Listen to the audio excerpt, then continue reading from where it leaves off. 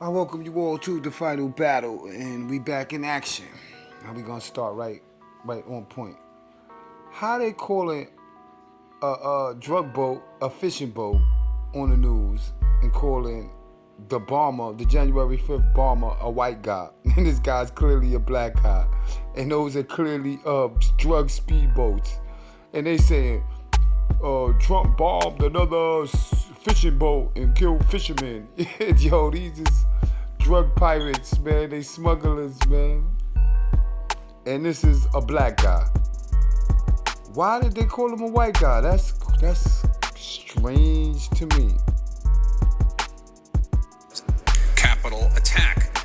Brian Cole Jr., a 30-year-old white man from the D.C. suburbs, is charged with transporting an explosive device in interstate commerce and with malicious destruction by means of explosion. CNN observed local and federal law enforcement outside his home in Woodbridge, Virginia this morning. That right there just goes to show that every single time CNN broadcasts, they have a narrative and they have a motive. And if you ever think for a second that they're not putting out pure propaganda, think again. Watch out, watch out. Hey, put it down. Put it down.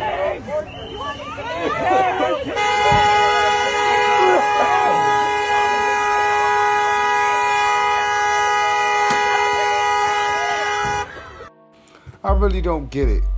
Who will vote this congresswoman in? She out here protesting against government employees, federal agents, ICE.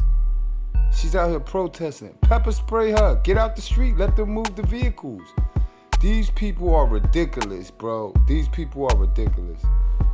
So if you was watching Candace today, you know she checked Turning Point USA host. And she got at Tim Pool a little something because, you know, they've been like on her back and they tried to set her up.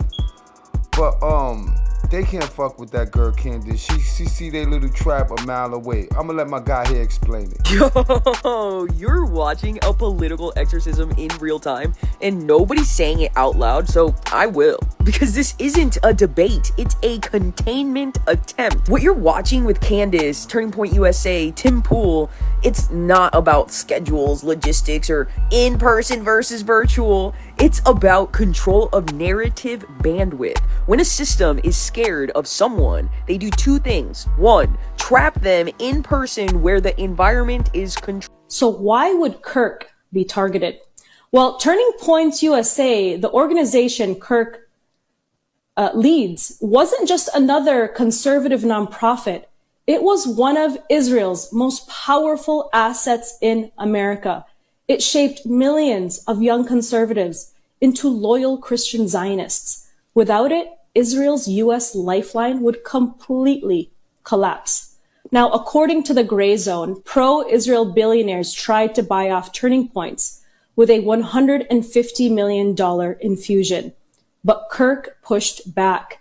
His support for Israel began to waver over this summer, echoing the shift we've been seeing across the entire MAGA base. We learned from Candace Owens and Tucker Carlson that Charlie was undergoing a spiritual awakening. He began to question Israel's policies, calling Netanyahu a bully and warning of ethnic cleansing in Gaza.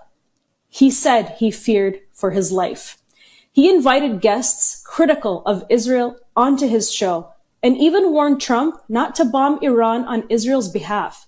At Turning Points USA's 2025 Student Action Summit, just a couple of months ago, Kirk gave the stage to speakers who openly discussed Jeffrey Epstein's ties to Israel and Israel's role in the Gaza genocide.